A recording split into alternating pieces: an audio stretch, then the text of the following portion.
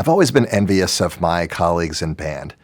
They have an infrastructure for their students that we don't seem to have in orchestra, or at least not that I know of. They have all these camps and opportunities that I think that are really valuable, like section leader camps and drum major camps, but they all seem to be quasi-centered around marching band, and there's nothing like that I know of for orchestra, but even with those, somebody had to start them, right? The curriculum didn't just appear out of thin air, so somebody had to be the one to get it going. And so what I've tried to do over the course of the past 20 years is steal as much content from them as possible and implement them from orchestras. And I've sort of evolved this, and it's become pretty comprehensive. And so what you're about to see are conversations with some of my seniors who graduated last semester and have gone through my leadership trainings. Here's what they have to say about the topic of trust.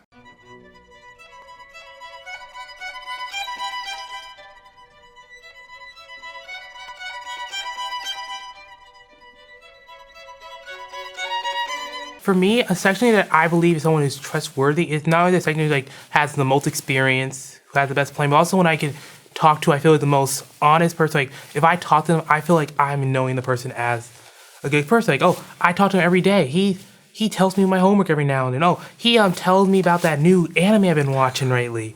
And so a person who trusts as a section leader is usually the person you're gonna be most really comfortable with talking to. He's not someone like you're like, I mean, he's good, but I really don't know much about the guy. Bit weird sometimes. Yeah. But someone you say, oh, I know him good. We talk all the time about personal stuff. We talk all the time about the music. So being a section that's trustworthy is a section leader who's really good at being close to his section as a whole.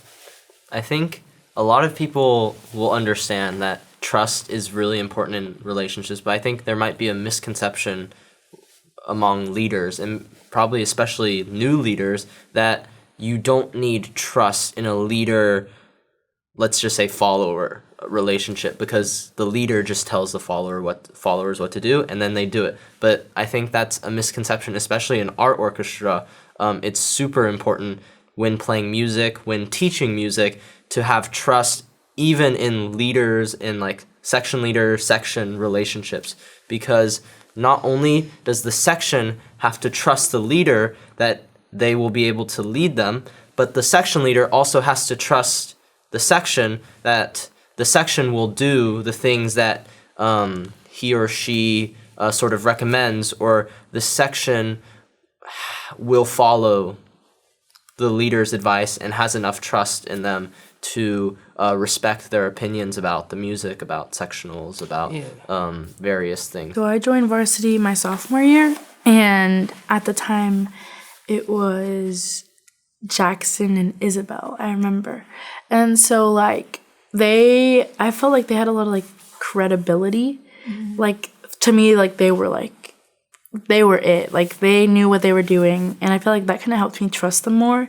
Because if they're saying that I need to get him to move to my lane too, I have to tilt my bow or whatever. Then that must be true. I feel like it was really easy for me to trust what they were saying. Personally, I don't know, I always felt kind of a gap between them. It was hard for me to trust them with we were doing virtual sectionals where it was only on Zoom, and I was scared.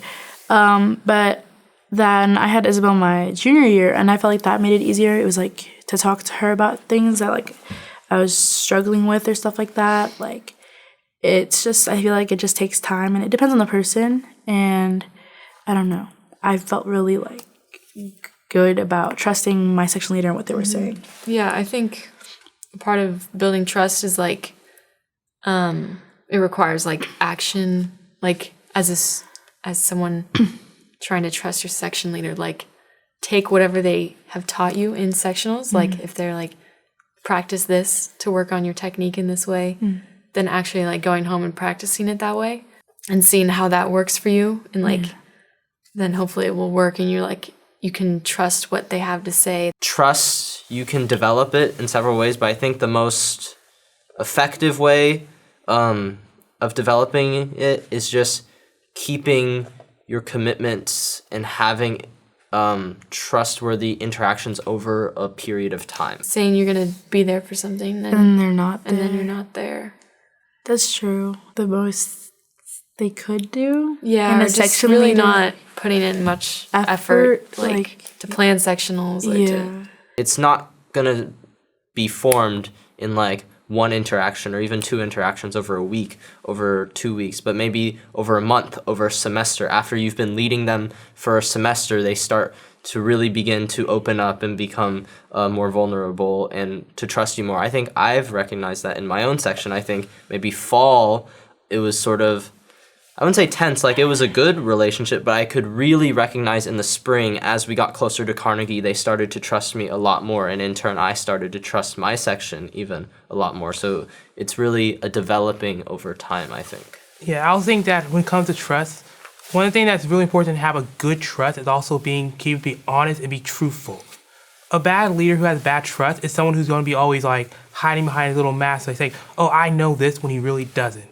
Because if you keep acting like you know things that you don't, without being honest and straightforward with your group, it's going to develop a situation where they're going to be like, "I don't really know." Not showing that they believe in you, because I feel like that can break some trust. Like they're like, Yeah. oh, like they don't even believe in what, like that our section can do this. Why would I listen to them? Like if stuff like you're- that. If you're belittling them a lot and like Yeah.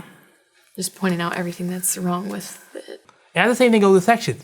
The section need to be willing to understand that they don't know everything and be willing to say, "Hey, I don't know this." Because that says, "I know something," when they don't, will make the section leader think, do they actually know this, or are they just telling me this so I don't tell them to practice next week? Trust requires a certain level of consistency. So not only engaging in those conversations, but consistently engaging in those conversations. Not only having interactions that require you to open up, but consistently having those interactions. Not only maybe one day you're just like feeling really good, and so like in rehearsal you're really leading your section, you're breathing, you're moving, but having that over a period of time and consistently having that, it takes a long time, but when you stack up pebbles like day after day after day, then it sort of grows into a mountain after a while. So when you begin as a section leader, some of the freshmen are going to be very nervous about you. The kids who've been with you already are going to be saying, can you be a good section leader? And that's going to be you having to be honest, like saying, oh, let's work on this. Let's do this fingering. I think we should do this because of this here. Being able to come every morning and talk to your freshmen, saying, hey, how's your classes starting? And that's not something you're going to do like just for the first week or maybe for the first month. You're going to do that for the whole year. Because trying to do that and stopping will only stagnate and not decrease your trust over time. If you just stop doing it all of a sudden and just go, oh, now do this, but I don't really understand it. You have to be willing to be very open. And for lots of it can be really hard to do. You're not used to being very forthcoming about, oh, I'm weak on this. We need to work together, guys, as a section to fix this problem. You have to be willing to do that. Because a section leader who's willing to show that they're vulnerable in sections and be saying, hey, let's work together, is a section leader I personally and other people personally trust. Because, like, hey, he's not just some guy trying to be a leader. He's someone who's trying to lead us and be a mentor and help us all out as a group. In my freshman year, I feel like we did some of the like individually playing, like you do it now, you, and that's like scary when you're have to play in front of everybody. But I think it's important to try to develop a community of trust first within everybody, so that people aren't going to feel as judged by everyone if you're gonna like make people play individually. But honestly, I don't think you really need to do that as much. Instead of calling out people individually, try to make it more general and think of something you can say that can benefit the whole group, because everybody can still be working on technique. Sometimes like people that don't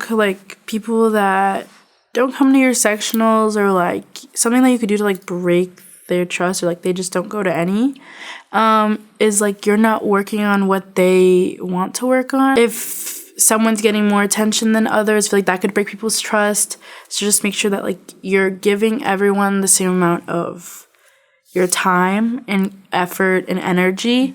Even though that can be hard, it's worth it in the like long run for like the prosperity of like your section and sectional attendance and all of that. And that's something you have to do throughout the whole year. So you might be uncomfortable right at the beginning saying, oh, can I really be saying, oh, do I really just not know how to do this fingering well? But if you're willing to say that, say, hey, we need to all work together here to figure out this fingering and spend sectionals, work on that fingering all together as a group, that will build the trust. And not just doing that one time, but doing it like every single time that happens. And already say, oh, cognitive, talk to them every morning. Try to talk to them once every 2 or 3 times a week. Because I personally believe that a section, trust your section leader more when they know the person more. It's like how you trust your friend to lead you. He's your friend. You know him for years. You'll trust your section leader more if he talks every day and he like, oh, I know him. He loves manga. He likes do track. We always talk about video games all the time. I trust him to help me with this music. Right? And like saying, oh, he's this really good at the violin. He's really good at the bass. But I don't really know much about the guy. So being willing to consistently throughout the whole year be open, be sociable with these guys will make them really trust you as a section leader.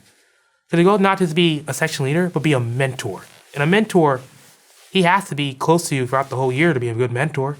If you don't have a section leader program at your school, or if you're looking for some resources, I'm selling an 8-week leadership course on teachingorchestra.com that I've done in Canva.